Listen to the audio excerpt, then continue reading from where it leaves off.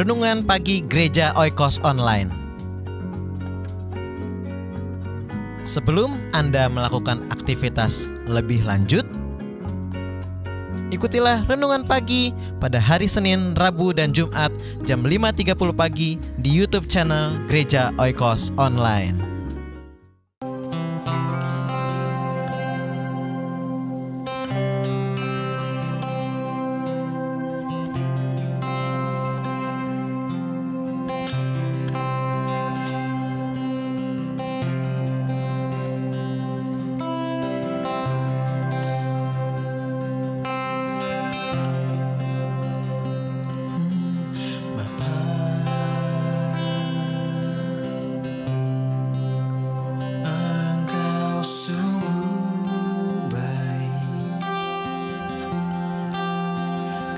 Kasih-Mu melimpah di hidupku.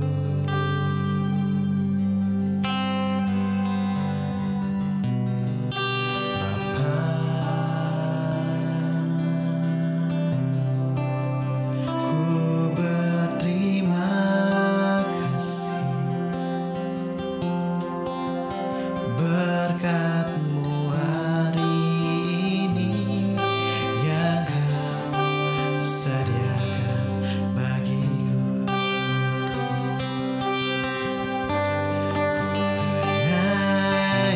syukurku buat hari yang Kau beri, tak habis-habisnya kasih dan rahmat-Mu. Selalu baru dan tak pernah terlambat pertolongan-Mu.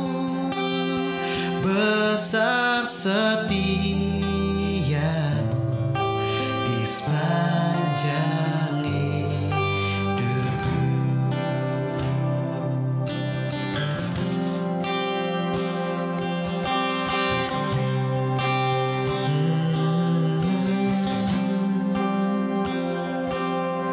Bapa,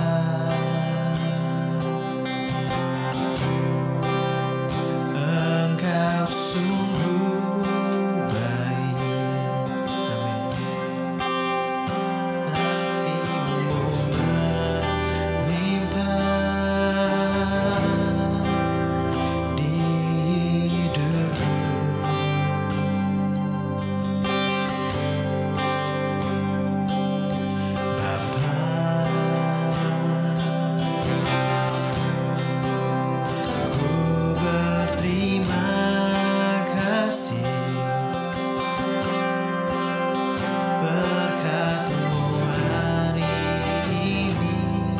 Yang Kau sediakan bagiku, ku naikkan syukurku buat hari yang Kau beri, tak habis-habisnya kasih dan rahmat-Mu. Oh, selalu baru dan tak pernah terlambat pertolongan-Mu. Besar setia-Mu di sepanjang hidupku. Ku naikkan syukurku, oh, buat hari yang Kau beri, tak habis-habisnya kasih dan rahmat.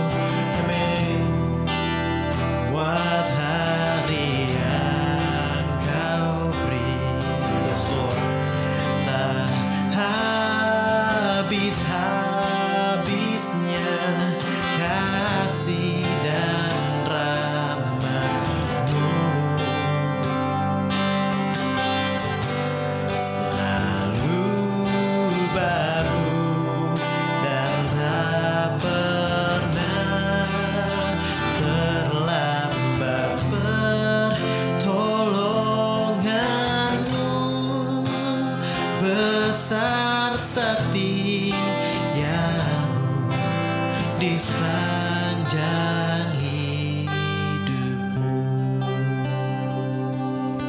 Oh,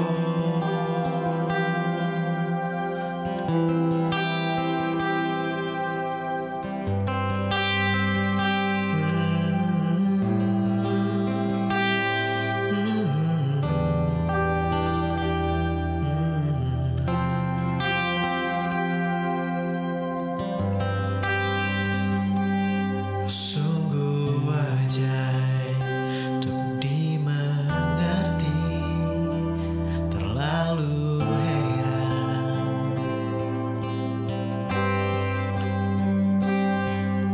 Kau membuat hal-hal yang baru bagi kami, Tuhan.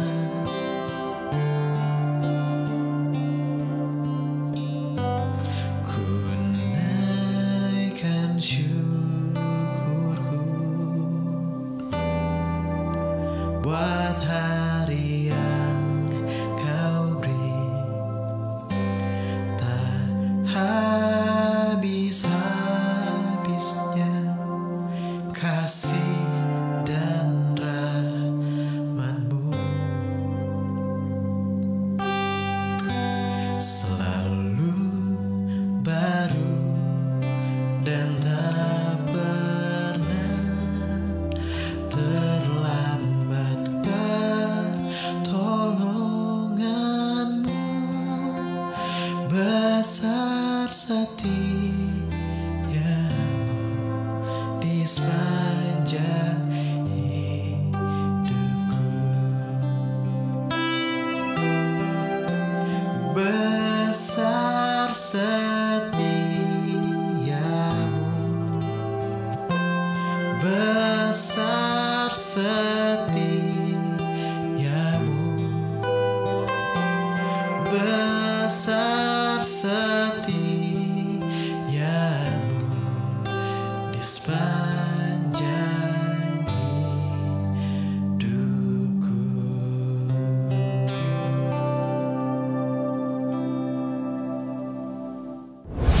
Shalom, selamat pagi, selamat kita bertemu dalam kasih Tuhan Yesus Kristus. Pada renungan pagi kali ini saya mengambil di outdoor, ganti suasana yang menyenangkan sekali. Kita akan lanjutkan di dalam pembacaan firman Tuhan yang terambil di dalam Matius pasal 6, doa Bapa kami, Matius pasal 6 ayat 9. Karena itu berdoalah demikian, Bapa kami yang di surga, dikuduskanlah namamu, datanglah kerajaanmu, jadilah kehendakmu di bumi seperti di surga. Seminggu yang lalu kita sudah belajar tentang di awal bagaimana murid-murid Tuhan minta kepada Yesus untuk mengajarkan mereka berdoa. Dan Tuhan Yesus mengajarkan doa yang sederhana, tetapi kalau kita gali lebih dalam lagi, ternyata doa tersebut sangat powerful sekali dan mengandung makna yang sangat luar biasa. Tuhan Yesus berkata, Bapa kami yang di surga. Dan Tuhan memperkenalkan Allah yang nun jauh di sana itu dengan sebutan Bapa kekasih, Bapa yang sangat dekat, Bapa yang mengerti setiap keperluan dari anak-anaknya. Dan Bapa kita atau Allah yang menciptakan langit dan bumi itu bukan nowhere atau ada di mana, atau kita tidak tahu keadaannya di mana, tetapi kita punya alamat yang jelas, yaitu di surga. Bapa kami yang ada di surga. Suatu saat kita akan kembali juga ke surga bertemu dengan Bapa kita. Dan terus kemudian dikuduskanlah namamu, berbicara tentang bagaimana hidup kita dipakai. Selama kita hidup ini, hidup kita harus memuliakan nama Tuhan. Jangan sampai nama Tuhan tercemar akibat perbuatan kita, akibat perkataan kita, akibat kelakuan kita. Dan kita masuk kalimat yang berikutnya, datanglah kerajaanmu. Kenapa Tuhan Yesus mengajarkan kepada pengikutnya atau kepada kita semua berdoa, datanglah kerajaanmu? Apakah kerajaan Allah belum ada dan terus kemudian kita meminta kepada Tuhan untuk mengestablish atau membangun kerajaannya?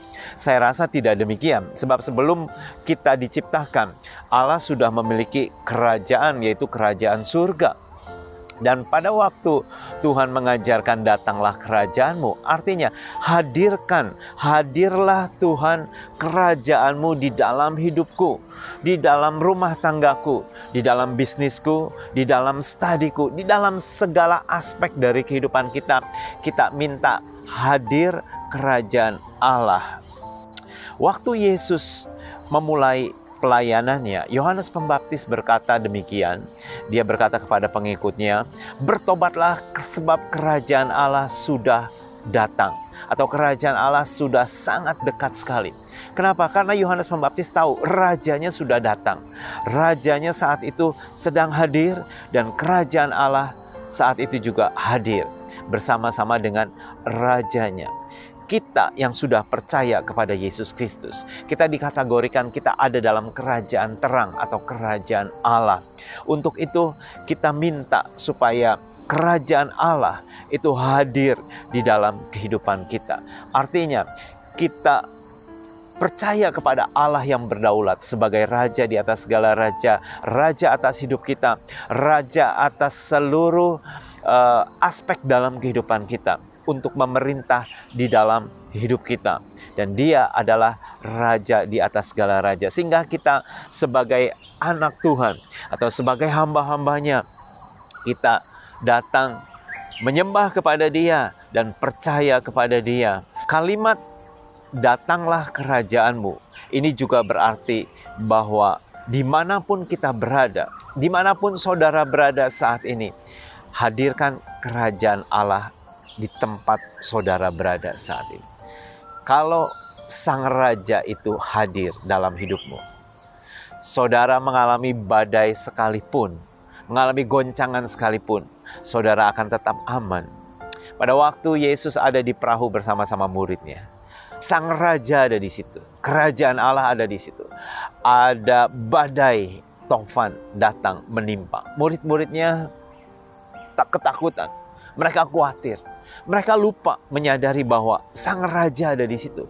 Kerajaan Allah ada di situ. Dan pada waktu mereka sadar, mereka cepat membangunkan Yesus.